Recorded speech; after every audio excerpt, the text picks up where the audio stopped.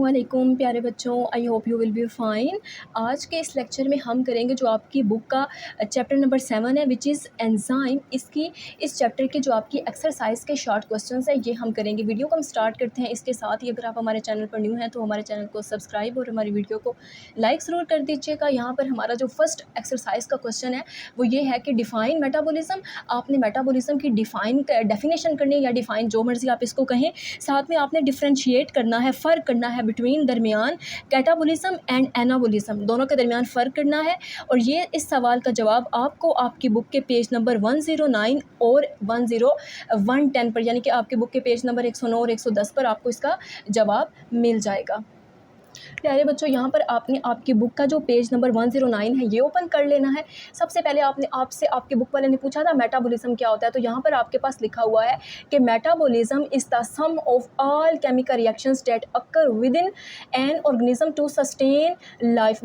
बस आपने जस्ट इतना ही करना है मेटाबॉलिज्म के अंदर कि मेटाबॉलिज्म क्या होता है। ये सम होता है। सम का मतलब होता है जमा, मजमुआ होना। किसका? ऑल, तमाम के तमाम केमिकल रिएक्शंस का। ठीक है, केमिकल रिएक्शंस का, उन केमिकल रिएक्शंस का डेट अकर जो पाए जाते हैं विद इन एन ऑर्गेनिज्म, किसी भी जानदार के अंदर। वो आपकी बॉडी के अंदर भी हो सकते हैं, मेरी बॉडी के अंदर भी हो सकते हैं, या कोई भी वट एवर जो ऑर्गेनिज्म है, जानदार है, उसकी बॉडी के अंदर पाए जाने वाले तमाम केमिकल रिएक्शंस का सम टू सस्टेन लाइफ। सस्टेन का मतलब होता है किसी भी चीज़ को मेंटेन रखना, बरकरार रखना। जिंदगी को बरकरार रखने के लिए किसी भी जानदार के अंदर तमाम के तमाम केमिकल रिएक्शंस का पाया जाना, ठीक है, उसका जो सम होता है वो आपके पास मेटाबॉलिज्म होता है।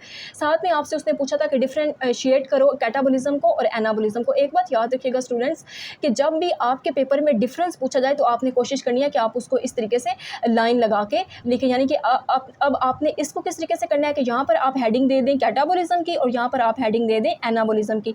फर्स्ट पॉइंट में आपके पास ये आएगा कैटाबॉलिज्म के अंदर कि involves the break down of complex molecules into simpler ones. Catabolism के अंदर आप लोग ब्रेक डाउन हो रही होती है, ठीक है, जो कॉम्प्लेक्स मॉलिक्यूल्स होते हैं, बड़े बड़े काफ़ी पेचीदा मॉलिक्यूल्स, वो सिंपलर वंस में चेंज हो रहे होते हैं। और साथ में एनर्जी रिलीज़ हो रही होती है, एनर्जी बाहर निकल रही होती है, ठीक है, in the form of output. साथ में आप इसकी एग्जाम्पल की हेडिंग देंगे सेकंड पॉइंट। फर्स्ट पॉइंट आपने यहाँ पर इसकी डेफिनेशन का लिखा, सेकंड पॉइंट में आप हेडिंग देंगे एग्जाम्पल के, और एग्जाम्पल में जस्ट आप सेलुलर रेस्पायरेशन लिख देंगे। अदरवाइज इसके बाद जो बाकी सब चीज़ें हैं वो आपको करने की ज़रूरत नहीं है। जस्ट सेलुलर रेस्पायरेशन एग्जाम्पल और जस्ट ये डेफिनेशन। नेक्स्ट जो आप लोग लाइन के दूसरी तरफ जहाँ पर आपको एनाबॉलिज्म लिखना होगा वो भी हम नेक्स्ट पेज पर है, उसको देख लेते हैं। आपकी जो बुक का पेज 110 है, ठीक है, 110 जो आपकी बुक का पेज नंबर है, यहाँ पर आपके पास एनाबॉलिज्म लिखा होगा। एनाबॉलिज्म के अंदर क्या होता है? Involves building up complex molecules from simpler ones. अब देखें, वो ब्रेक डाउन कर रहा था हमारे पास किसकी? कॉम्प्लेक्स मॉलिक्यूल्स की, और उसको छोटे छोटे मॉलिक्यूल्स में तब्दील कर रहा था। बट एनाबॉलिज्म के अंदर क्या होता है? बिल्डअप होते हैं, बल्कि बनाया जाता है किसको? कॉम्प्लेक्स मॉलिक्यूल्स को फ्रॉम सिंपलर वंस। छोटे छोटे सिंपल मॉलिक्यूल्स को लेकर एक बहुत बड़ा कॉम्प्लेक्स मॉलिक्यूल बनाया जाता है, और इसमें एनर्जी कंज्यूम होती है, ठीक है, एनर्जी कंज्यूम होती है। कंज्यूम होने से मुराद है एनर्जी इस्तेमाल होती है, खर्च होती है, सर्फ होती है, या मैंने ब्रैकेट में लिख भी दिया है, ठीक है, आप लोग इसमें कंफ्यूज ना हो। सेकंड पॉइंट वही आप इसमें जो एग्जांपल का देंगे उसमें आप जस्ट प्रोटीन सिंथेसिस लिखेंगे, बाकी आपको ये सब कुछ भी लिखने की ज़रूरत नहीं है, ठीक है। 2 नंबर के सवाल में जस्ट ये डेफिनेशन और ये एग्जाम्पल, और नेक्स्ट भी आपको जो पिछले पेज पर आपको बताया था डेफिनेशन और जस्ट, उसमें भी आपके पास एग्जाम्पल इसी तरह से एक्जैक्ट आप लोगों ने लिख देनी है। तो प्यारे बच्चों, यहाँ पर जो आप लोगों ने किस तरीके से लिखना है मैंने मज़ीद आसान कर दिया। इस तरीके से ना आपने हेडिंग देनी है कैटाबॉलिज्म एनाबॉलिज्म की। देखिए, कैटाबॉलिज्म का मतलब ही क्या होता है? किसी भी चीज़ को काटना, कट करना, उसको तोड़ना, ठीक है। ब्रेक डाउन करते हैं कॉम्प्लेक्स मॉलिक्यूल की इनटू सिंपलर वंस में, जबकि एनाबॉलिज्म के अंदर हम बिल्डअप करते हैं, मतलब बनाते हैं किसको? कॉम्प्लेक्स मॉलिक्यूल्स को। किससे? सिंपलर मॉलिक्यूल से। इसके अंदर क्या होती है? एनर्जी रिलीज होती है, बल्कि एनर्जी बाहर निकलती है जब ब्रेक डाउन होती है ना कॉम्प्लेक्स मॉलिक्यूल की सिंपलर मॉलिक्यूल्स में। इसमें क्या होता है कि जब हम बिल्डअप कर रहे होते हैं, हम बना रहे होते हैं कॉम्प्लेक्स मॉलिक्यूल्स को सिंपलर मॉलिक्यूल से, एनर्जी कंज्यूम होती है, मतलब एनर्जी खर्च होती है, एनर्जी इस्तेमाल होती है। इसकी एग्जांपल सिंपल अगर हम बात करें तो आपके पास सेलुलर रेस्पायरेशन है, स्पेलिंग मैंने पूरे नहीं आ रहे थे इसलिए नीचे लिखती हैं, और इसकी एग्जांपल आपके पास एनाबॉलिज्म की जो आपके पास एग्जांपल है वो प्रोटीन सिंथेसिस है। इस तरीके से आपने डिफरेंस लिखना है। ये बहुत इंपॉर्टेंट शॉर्ट क्वेश्चन है, आपका क्वेश्चन है, और साथ में ये एक बहुत इंपॉर्टेंट डिफरेंस भी है आपके पेपर पॉइंट ऑफ व्यू से, ठीक है। इसको अच्छे तरीके से आपने कोशिश करनी है कि प्रिपेयर कर लें। यहाँ पर जो हमारा सेकंड क्वेश्चन है वो ये है कि विच टाइप ऑफ मेटाबॉलिज्म की ऐसी कौन सी टाइप है डिमांड्स जो डिमांड करती है, जिसको ज़रूरत होती है इनपुट ऑफ एनर्जी की, यानी कि इनपुट ऑफ एनर्जी की। गिव एन एग्जांपल, ठीक है, आप उसकी वो टाइप बताएं और साथ में एक एग्जांपल दें। तो ये आपकी बुक के पेज नंबर 110 पर आपको इसका जवाब मिल जाएगा। तो प्यारे बच्चों, मेटाबॉलिज्म की आपने देखा अभी हमारे पास टू टाइप्स थी, एक कैटाबॉलिज्म, एक एनाबॉलिज्म। एनाबॉलिज्म ही वो टाइप है जिसके अंदर आपको एनर्जी की ज़रूरत होती है, ठीक है। मतलब आप लोग एनर्जी कंज्यूम कर रहे होते हैं ना, इनपुट ऑफ एनर्जी। देखिए उसमें एनर्जी रिलीज़ हो रही थी पिछले टाइप में, कैटाबॉलिज्म में तो वो आउटपुट था। इसमें एनर्जी जो है वो आप लोगों के पास इस्तेमाल हो रही है, जिस वजह से हम उसे कहते हैं एनर्जी कंज्यूम होना, और ये आप लोगों के पास एनाबॉलिज्म के अंदर ही हो रहा होता है। और एग्जाम्पल आप जस्ट इसके अंदर प्रोटीन सिंथेसिस की लिखेंगे। अगर हम टू द पॉइंट देखें तो आपका दूसरा शार्ट सवाल जो है इसके अंदर आपके पास यहाँ से एनाबॉलिज्म की डेफिनेशन कंज्यूम एनर्जी तक आएगी, और एग्जांपल साथ आप इसके अंदर प्रोटीन सिंथेसिस की दे देंगे, एग्जैक्ट वही वाली, बस जो आपने पहले लिखा था सेम वही लिखना है, कोई नई चीज़ इसके अंदर ऐड नहीं होनी है। थर्ड क्वेश्चन जो आपके पास ये है, डिफाइन एन एंजाइम। आपने एंजाइम को डिफाइन करना है, साथ में आपने ये बताना है कि what is its role in metabolism, कि इसका मेटाबॉलिज्म के अंदर क्या रोल है। ये आपकी बुक के पेज नंबर 110 पर आपको इसका आंसर आपकी बुक का जो पेज नंबर 110 है, यहाँ पर आपके पास ये टॉपिक है एंजाइम वाला। ये आपने इसमें करना है कि एंजाइम्स आर बायोलॉजिकल कैटालिस्ट।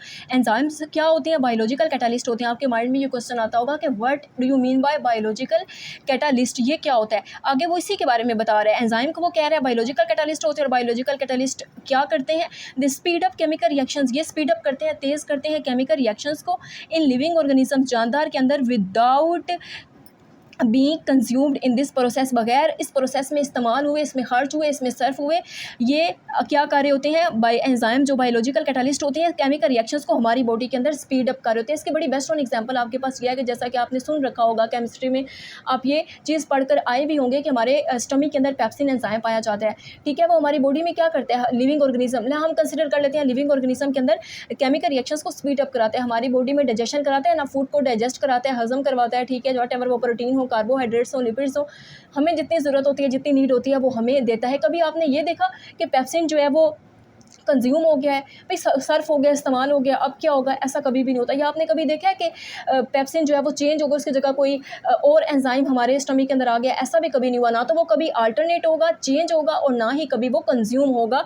ये एंजाइम के बारे में आपने दो चीज़ें याद रख लेनी है। साथ में आपने ये करना है कि आपके क्वेश्चन के में अभी एक्सरसाइज के पूछा गया था रोल इन मेटाबॉलिज्म। एंजाइम वाला पॉइंट करने के बाद आप हेडिंग देंगे रोल इन मेटाबॉलिज्म, यहाँ से लेकर अब यहाँ तक आपके पास आएगा रोल इन मेटाबॉलिज्म। लाइट की वजह से ये फ्लाइज भी बहुत ज़्यादा रिफ्लेक्ट हो रही है, सॉरी इफ़ अगर आप थोड़ा सा इसकी वजह से परेशान हो रहे हैं तो। दे आर प्राइमरी प्रोटीन्स, ठीक है। पहली बात तो यह है कि एंजाइम्स जो है इसको आपके पास प्राइमरी प्रोटीन कहा जाता है। जैसे आप देखा प्राइमरी, हम पहली एजुकेशन को कहते हैं ना, प्राइमरी के बाद फिर मिडिल, फिर secondary, then higher secondary education. तो इस तरीके से ये एंजाइम्स जो होते हैं बहुत क्या होती हैं? प्राइमरी प्रोटीन्स होती हैं, and are highly specific to their substrate. भाई होंगी ना प्राइमरी प्रोटीन्स, क्योंकि ये हमारी बॉडी में देखें सबसे पहले डाइजेशन और हमें एनर्जी देना, हमारी बॉडी में डाइजेशन कराना, these are both are the important functions of our body which are perform by enzymes. जो हमारी बॉडी के इंपॉर्टेंट फंक्शन है एंजाइम में तो परफॉर्म कर रहे हैं। एंजाइम क्या है? प्रोटीन है, कंफ्यूज नहीं होना। एंजाइम क्या है? प्रोटीन्स हैं, प्राइमरी प्रोटीन्स हैं, एंड आर हाईली स्पेसिफिक, और बहुत ज़्यादा हाईली स्पेसिफिक होते हैं। भाई वो कैसे होते हैं? To their substrate, to their substrate. अब सबस्ट्रेट क्या होता है? सबस्ट्रेट वो जगह होती है जहाँ पर एंजाइम ने एक्ट करना होता है, ठीक है, जहाँ पर एंजाइम ने एक्ट करना होता है, यानी कि वो molecules that undergo enzyme control reaction, जिसकी बदौलत ही वो सबस्ट्रेट या वो मॉलिक्यूल जिसकी बदौलत एंजाइम के जितने भी रिएक्शंस हैं वो कंट्रोल्ड हो रहे होते हैं, ठीक है, यानी कि वो परफॉर्म हो रहे होते हैं। Most enzymes can speed up reaction. बहुत सारे एंजाइम है जो रिएक्शंस को स्पीड अप कराते हैं मिलियंस ऑफ टाइम्स फास्टर, यानी कि लाखों की तादाद में, लाखों टाइम उसको फास्ट करा देते हैं, मज़ीद तेज़ करवा देते हैं। देन अनकैटलाइज्ड रिएक्शन बड़े ही सुस्त किस्म के स्लो मोशन रिएक्शंस होते हैं, उसकी निस्बत एंजाइम को कुछ ऐसे बहुत सारे बल्कि ऐसे एंजाइम है जो रिएक्शन को स्पीड अप करा देते हैं मिलियंस ऑफ टाइम्स फास्टर। ये आपने करना है। आपकी एक्सरसाइज के तीसरे सवाल का जवाब यहाँ से यहाँ तक। क्वेश्चन नंबर 4 है what is the active site of enzyme. Enzyme की एक्टिव साइट क्या होती है? पहले आपको ये बताना होगा। State its importance in enzyme specificity. और एंजाइम की स्पेसिफिसिटी के अंदर क्या इंपॉर्टेंस है किसकी? एक्टिव साइट की। आपकी बुक के पेज 112 पर आपको इसका आंसर मिल जाएगा।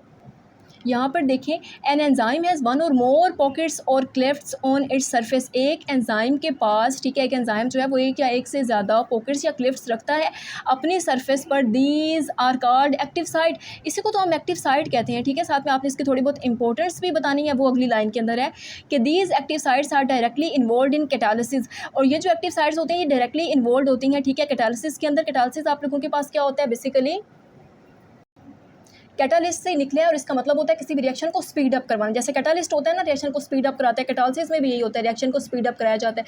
मैं जल्दी से आपको इसको समझा भी देती हूँ कि आप लोगों ने इसको किस तरीके से करना है। प्यारे बच्चों, यहाँ पर देखिए मैंने एक डायग्राम ड्रा की है, ठीक है। ये देखिए, दिस इज़ अ एंजाइम, ये मैंने एक एंजाइम ड्रा किया है। ये जो इसके ऊपर से ना ये पॉकेट्स और इस तरीके के क्लिफ्स, यानी कि इसमें जो आप ऐसा समझ जैसे ये क्रैक हुई है यहाँ से, ठीक है। लाइक ये यूं करके बिल्कुल स्मूथ नहीं है ना, ठीक है, या मैं ऐसे भी कह सकती हूँ ये स्मूथ नहीं सरफेस है, ये बड़ी एक अजीब सी पॉकेट्स टाइप और क्लिफ टाइप सरफेस है, थोड़ी क्रैक हुई, जिसको आप एक्टिव साइट कहते हैं। और यहाँ पर आपके पास क्या होता है, इस सरफेस पर आकर एग्जैक्ट सबस्ट्रेट ने अटैच होना होता है।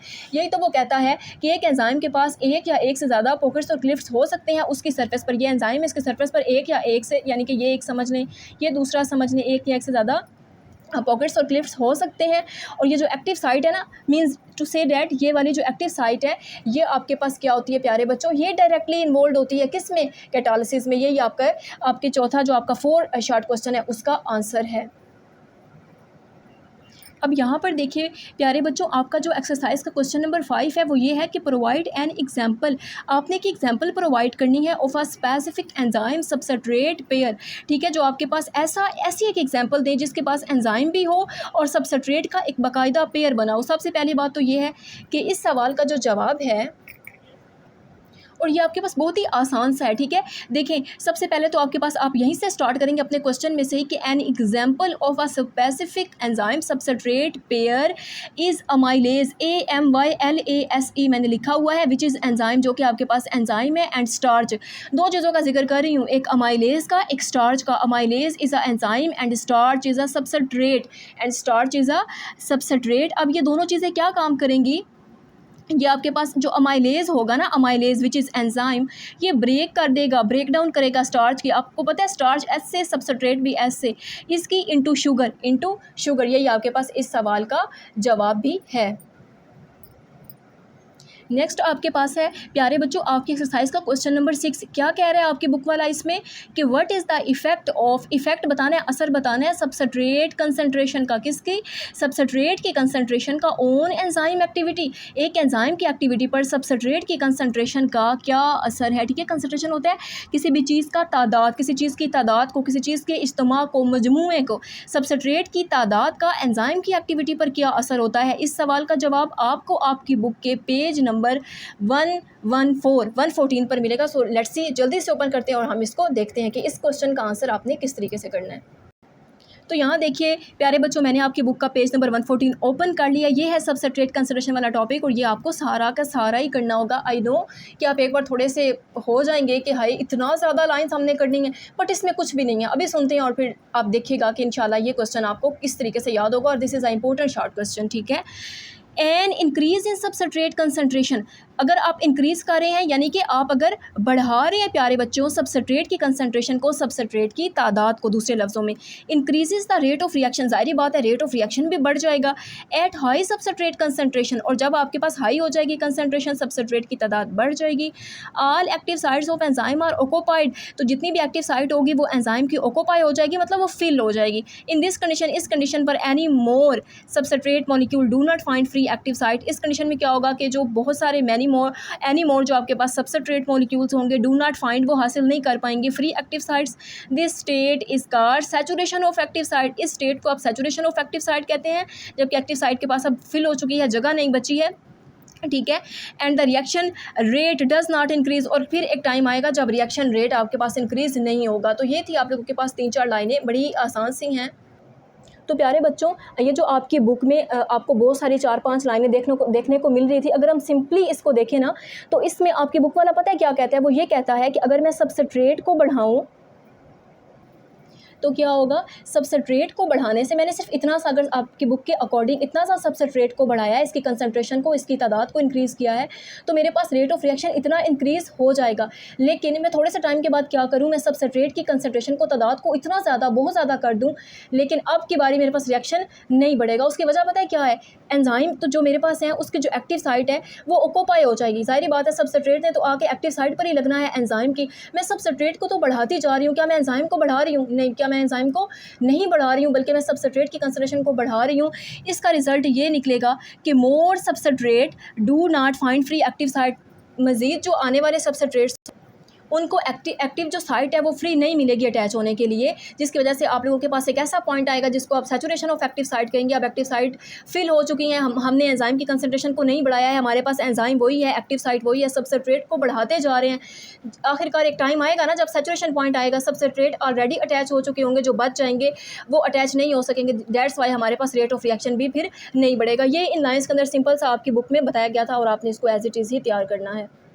क्वेश्चन नंबर 7 देखें, provide 2 examples of enzymes that operate optimally at specific pH. आपने 2 एग्जांपल देनी है। किसकी एग्जांपल देनी है? एंजाइम की एग्जांपल देनी है जो आपके पास एक स्पेसिफिक जो पीएच है वहाँ पर और आप लोग के पास क्या करें, ऑपरेट करें। और ये आपकी बुक के पेज 114 पर आपको इसका आंसर मिल जाएगा।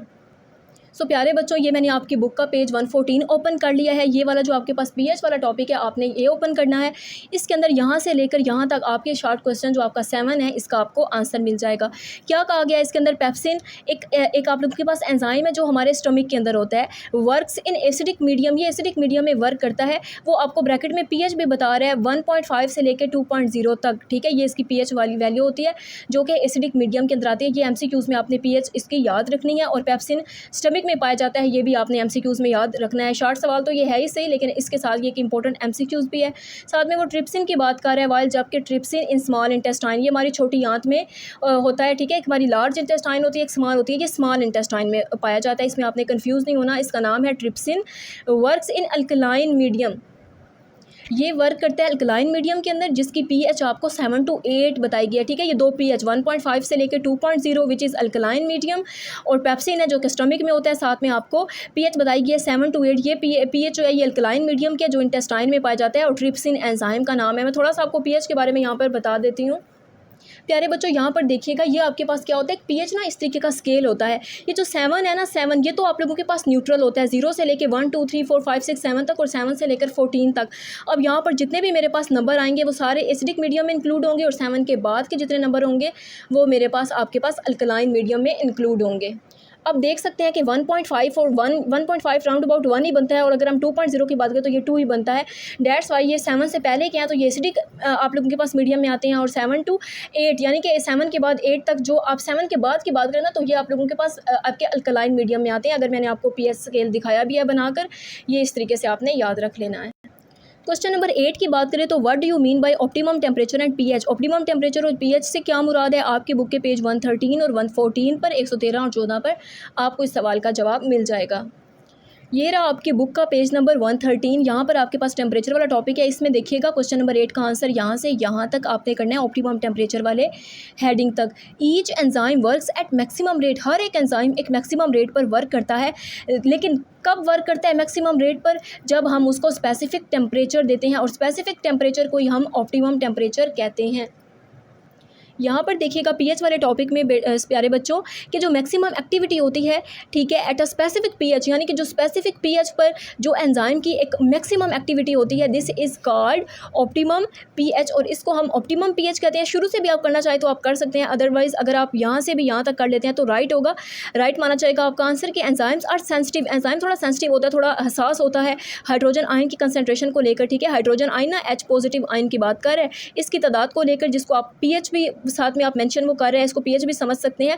ऑफ द फ्लूइड, आपको पता है फ्लूइड वाटर समझ लें, फ्लूइड लिक्विड समझ लें। लिक्विड में हाइड्रोजन बॉन्डिंग होती है। ऑलमोस्ट कि हाइड्रोजन बॉन्डिंग के अंदर हमेशा जो आपके पास हाइड्रोजन आयन है वो तो फिर पाया ही जाता है। इन विच दे वर्क, यानी कि अगर हम बात करें ना एंजाइम की हाइड्रोजन आयन के अंदर या फिर पीएच के अंदर, पीएच जो फ्लूइड है, ऐसा फ्लूइड जिसके अंदर पीएच वगैरह पाई जाए या हाइड्रोजन आयन की कंसंट्रेशन पाई जाए, वहाँ पर एंजाइम बड़ा सेंसिटिव वर्क करता है, बड़ा हसास तरीके से वर्क करता है। एंजाइम बहुत ज़्यादा सेंसिटिव होता है इन सब चीज़ों को लेकर।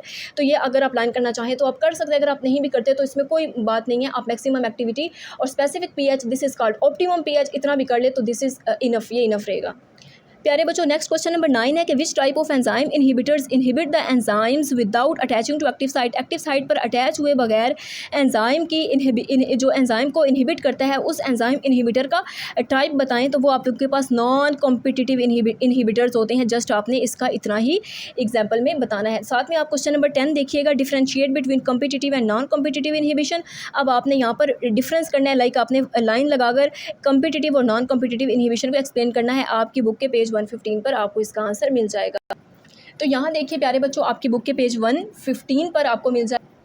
Competitive inhibition and non competitive inhibition, basically ये दोनों जो है ये टाइप्स हैं आपके पास एंजाइम इनहिबिशन की।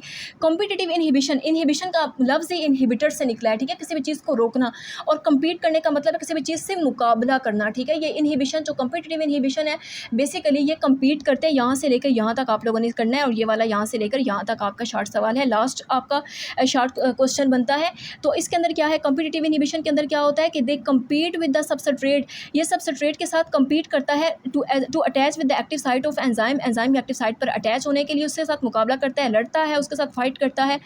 When the inhibitor is attach to active site, जब वो अटैच हो जाता है यानी कि जीत जाता है, देखें जो आप लोगों के पास इनहिबिटर है ना ये जीत जाता है, ये एक्टिव हो जाता है एक्टिव साइट पर और सबस्ट्रेट को नहीं होने देता। It block it and does not allow the substrate, ये उसको ब्लॉक कर देता है और जो आपके पास सबस्ट्रेट होता है उसको अलाउ नहीं करता कि वो अटैच हो। इसकी बेस्ट एग्जांपल आपके पास एंटीबायोटिक्स है। थोड़ा सा एंटीबायोटिक्स के बारे में बता देती हूँ। एंटीबायोटिक्स बेसिकली आप बैक्टीरिया के खिलाफ लेते हैं, ठीक है। ऐसा भी होता है कि कुछ जो लोग होते हैं ना वो वायरसेस वगैरह से होने वाले डिजीज़ के खिलाफ एंटीबायोटिक्स लेना शुरू कर देते हैं, जैसे कि उनको फ्लू हुआ है, पता है ना फ्लू क्या होता है, इन्फ्लुएंजा वायरस होता है, शायद आप आगे चलकर पढ़े होंगे 9th-10th क्लास के अंदर।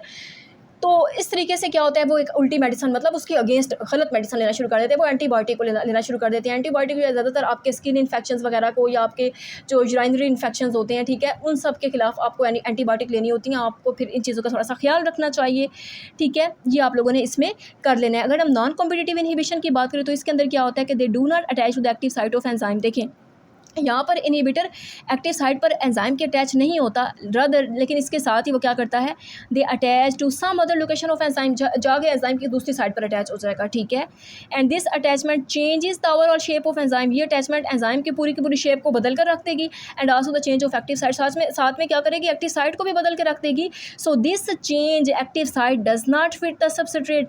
अब देखिए एक्टिव साइट में भी चेंज आ गया, एंजाइम में भी चेंज आ चुका है, और दैट्स वाई सबस्ट्रेट फिट नहीं हो पाएगा। This is known as enzyme is inhibited. और इसकी बेस्ट वन एग्जांपल आपके पास हैवी मेटल्स है, ठीक है, एल्यूमिनियम, मरकरी, इस तरह के जो मेटल्स होते हैं, दीज आर हैवी मेटल्स। आपको आप जस्ट हैवी मेटल्स कर लेते हैं तो ये भी आपके पास इनफ ही रहता है। आई नो प्यारे बच्चों कि आप 5-6 लाइनें और 4-5 लाइनें ये वाले देख के, एक शॉर्ट सवाल को देख के बहुत ज़्यादा परेशान हो गए होंगे। एक बात याद रखिएगा प्यारे बच्चों, ये जो आपके पास टाइप्स है ना कॉम्पिटिटिव और नॉन कॉम्पिटिटिव इनहिबिशन की, ये आपके पेपर पॉइंट ऑफ व्यू से बहुत ज़्यादा इंपॉर्टेंट है, बहुत ज़्यादा इंपॉर्टेंट है। जैसे तैसे करके इसको याद कर लीजिएगा, बहुत फ़ायदा होगा आपका। आपकी बुक का एक बहुत ही इंपॉर्टेंट शॉर्ट सवाल है और ये आप देखिएगा अपने क्लास टेस्ट में, अपने एग्जाम में ये सवाल आपसे पूछा जा रहा होगा।